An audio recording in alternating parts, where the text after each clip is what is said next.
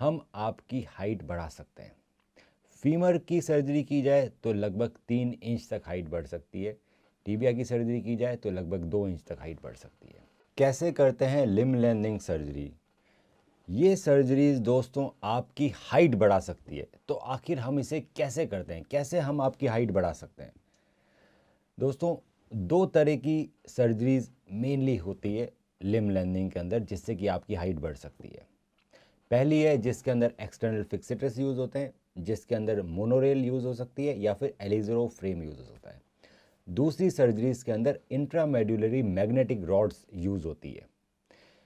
Magnetic rods के अलावा कुछ अलग तरह की रॉड्स भी आती है जिसके अंदर हाइड्रोलिक आती है, एक रॉड आती है जिसको पाँव घुमाते हैं तो बढ़ जाती है, पर जिसका सबसे अच्छा रिजल्ट है वो मैग्नेटिक रॉड्स ही हैं।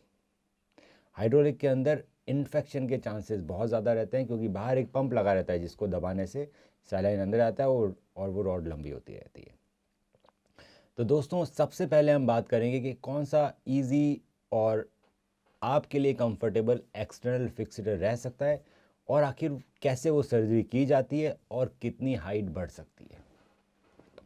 तो दोस्तों, जब एक्सटर्नल फिक्सेटर आपके फीमर या टीबिया पे लगता है तो वो दो तरह का होता है। मोनोरेल का मतलब ये रहता है कि उसमें एक एक पिन, 3 पिन ऊपर हड्डी में लगती है फीमर के अंदर, 3 पिन हम लगाते हैं फीमर के नीचे वाले पार्ट पे और उन सबको एक बाहर एक्सटर्नल फिक्सेटर से जोड़ दिया जाता है।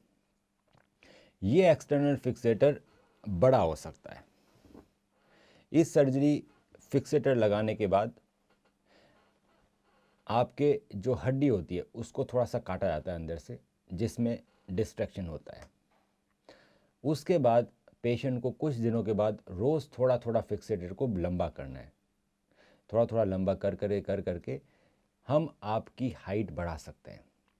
फीमर की सर्जरी की जाए तो लगभग 3 इंच तक हाइट बढ़ सकती है। टीबिया की सर्जरी की जाए तो लगभग 2 इंच तक हाइट बढ़ सकती है। इस डिवाइस में कई बार जब हाइट बढ़ती है तो पाँव टेढ़े होने के चांसेस रहते हैं क्योंकि हड्डी हो सकता है टेढ़ी बढ़ जाए।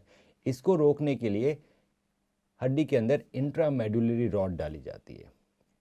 इसको बोलते हैं लेंथनिंग ओवर इंट्रामेडुलरी रॉड। ये काफ़ी प्रिसाइज हो जाता है, इससे आपकी हड्डियाँ बिल्कुल स्ट्रेट बढ़ती है, उसमें टेढ़ापन नहीं आता और ये काफ़ी इकोनॉमिकल भी रहता है। तो दोस्तों, जब भी कोई पेशेंट हमारे पास लिम्ब लेंथनिंग के लिए आता है तो हम मुझे सलाह देते हैं कि बेस्ट रहेगा कि हम आपकी फीमर की लेंथनिंग करें पहले, क्योंकि उसमें हम ज़्यादा हाइट अचीव कर सकते हैं। हम जो प्रिफर मेथड रहता है मेरा, उसके अंदर हम intramedullary rod with monorail external fixator इस डिवाइस का यूज़ करते हैं और आपकी हाइट हम कम से कम 3 सेंटीमीटर तक बढ़ा सकते हैं। दूसरी जो सर्जरी है वो बहुत एक्सपेंसिव है। उसमें हम प्रिसाइज 2 या स्ट्राइड नेल यूज़ करते हैं। ये बेसिकली एक इंट्रामेडुलरी रॉड रहती है जिसमें रेयर अर्थ मैग्नेट्स लगे रहते हैं।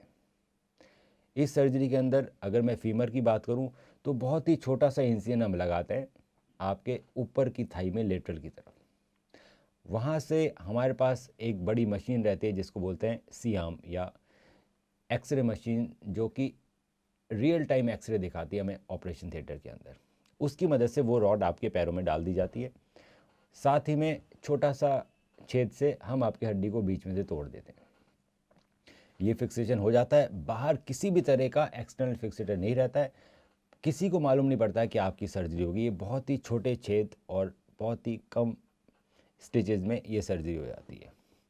इसके बाद एक एक्सटर्नल डिवाइस आता है जिसके अंदर एक बटन लगा होता है। वो एक्सटर्नल डिवाइस रोज़ आपको अपने थाई के पास लेके आना है, वो बटन दबाना है, इससे आपका 1 मिलीमीटर तक रॉड की लेंथ बढ़ जाती है ऑटोमेटिकली। इसका एक ही डिसएडवांटेज है कि ये बहुत एक्सपेंसिव है, अदरवाइज़ बहुत प्रिसाइज ग्रोथ होती है, आपके पैर टेढ़े नहीं होते, किसी को मालूम नहीं पड़ता कि आपकी सर्जरी हुई है, कॉस्मेटिकली बिल्कुल अच्छे रिजल्ट आते हैं। तो दोस्तों, अगर आपको लगता है कि आपको इस सर्जरी की ज़रूरत है या फिर किसी कारण के वश या बचपन से या इन्फेक्शन हो गया या एक्सीडेंट हो गया उसके कारण आपके दोनों पैरों की लंबाई में अंतर है, तो आप इन दोनों में से कोई भी सर्जरी चूज़ कर सकते हैं और दोनों के ही काफ़ी अच्छे रिजल्ट्स हैं। आप हमें मैसेज कीजिए अपनी क्वेरीज़ कि आखिर आपकी डिमांड्स क्या हैं और आप क्या करना चाहते हैं। इस सर्जरी के लिए पेशेंट सिलेक्शन बहुत इम्पॉर्टेंट है।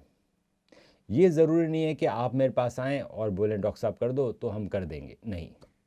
आपका साइकोलॉजिकल काउंसलिंग होगी सर्जरी से पहले कि आप साइकोलॉजिकल तैयार हैं इस सर्जरी के लिए, क्योंकि इस सर्जरी में लगभग 3 महीने एग्रेसिव फिजियोथेरेपी रहती है जिसमें आप ढंग से चल भी नहीं पाते हैं।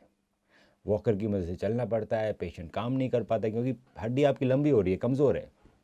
साथ में आपको रेगुलर फिजियोथेरेपी चाहिए। अगर आपने फिजियोथेरेपी नहीं करी तो आपके पैरों के अंदर कॉन्ट्रैक्चर्स डेवलप हो सकते हैं, हो सकता है आपको कोई फंक्शन लॉस हो जाए पैर के अंदर। तो बहुत ज़रूरी है कि आपके पास अच्छा फैमिली सपोर्ट होना चाहिए। तो हमें क्वेरी भेजने से पहले ये ध्यान रखें कि अगर आपके पास अच्छा फैमिली सपोर्ट नहीं है जो आपको सपोर्ट करे लगभग 6 महीने के लिए बिना काम के, कि आप काम नहीं करेंगे और आपकी रोज़ वो ध्यान रखेंगे आपका, साथ में आपकी रोज़ फिजियोथेरेपी होगी। ये एक एक्सपेंसिव प्रोसीजर है, चाहे आप दोनों में से कोई भी कराएं, ये एक्सपेंसिव है। अगर आपको लगता है कि आपके पास एडिक्वेट सपोर्ट्स हैं, आप एक्सपेंसिव प्रोसीजर बियर कर सकते हैं। इसकी कॉस्ट के बारे में हमने एक अलग वीडियो बनाया है जिसमें हम इसकी कॉस्ट बताते हैं। तो आप हमें संपर्क कीजिए और हम बताएंगे कि आपके लिए बेस्ट प्रोसीजर कौन सा रहेगा। इसके बाद भी हो सकता है कि मैं आपको सर्जरी के लिए मना कर दूं अगर आप साइकोलॉजिकल फिट नहीं है ये सर्जरी कराने के लिए। वो हमारे एक्सपर्ट साइकोलॉजिस्ट डिसाइड करते हैं कि क्या हमें आप पे सर्जरी करनी चाहिए या नहीं करनी चाहिए। इसी कारण ये सर्जरी सबको ऑफर नहीं की जाती है दोस्तों। बड़े रेस्ट्रिक्टेड टर्म्स रहते हैं, बड़े रेस्ट्रिक्टेड नॉर्म्स रहते हैं हमारे। आप हमें अपनी क्वेरीज भेजिए और हम आप उसका जवाब देंगे। दोस्तों, अगर आपको हमारे वीडियोस पसंद आते हैं तो ज़रूर चैनल को सब्सक्राइब कीजिए और वीडियो को लाइक कीजिए। हम रखें आपका ख्याल।